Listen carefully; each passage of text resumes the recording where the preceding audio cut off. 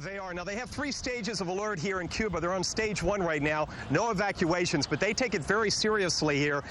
Fidel Castro, over the many years he's been in power here, now is his brother Raul. But the Cuban government, their obligation is to get through a storm or hurricane with no loss of life, and they've been pretty good at that over the years because they really sometimes we would think overcompensate. But again, right now, no evacuations. We do have the tropical storm warnings for most of the islands, and where we are on the Malecon, we've got the city kids. They're out of school until September.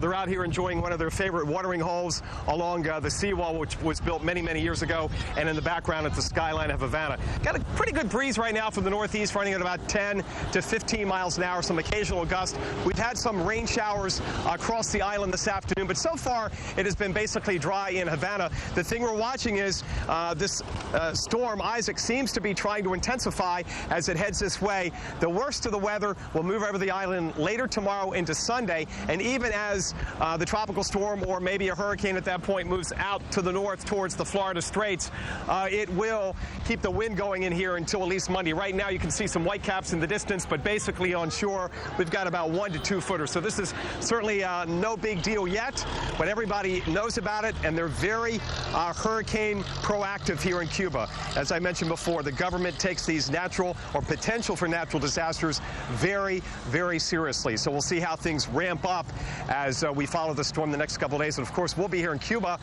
either here or down the coast, giving you some coverage and what we may see as we come into tomorrow. Some more showers, and then I think the worst of the weather here, Danielle and Todd, will be on Sunday across this island nation. And again, depending on the track, really depends on what kind of rainfall we get. But right now we're thinking 4 to 8 inches of rain, and that could kick in some flash flooding. The mountains here not as high as the ones across the Dominican Republic and Haiti, so we don't have as much elevation, but we do have some elevation at the eastern tip of the island, and that is out near Guantanamo, Santiago de Cuba, and that's where we run the risk of more of flash flooding and maybe some mudslides. So a lot to watch in the next couple of days here on Cuba. But meanwhile, Friday afternoon on the Malecon, and life is good here in Havana. Back to you guys. It looks great, Mike. I have to say that. And I'm curious, you know, a lot of us here back in the studio don't know too much about how, let's say, Cuba prepares differently than some of the other places you've been, especially here in the States.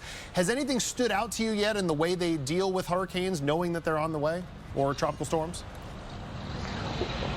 Well, nothing in addition to what I just mentioned in the shot is the fact that they tend to over-prepare. They don't mess around, and Fidel Castro's mantra really has been, we don't want to lose any lives. So the military goes in, they warn the folks, then they come back with buses.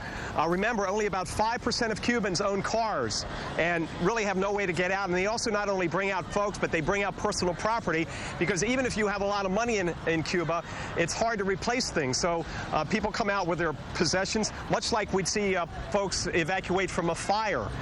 They get what they can and get in these buses, and they go to higher ground. They even bring out the farm animals. They're farm animals. So they, again, the bottom line is they don't mess around here. Very, very, very few people, I'm told, say, I'm not going. That's not the case, as you know, in the United States. A lot of people say, I'm going to ride this out. Yeah, a lot of stubbornness here. All right, Mike, thank you so much.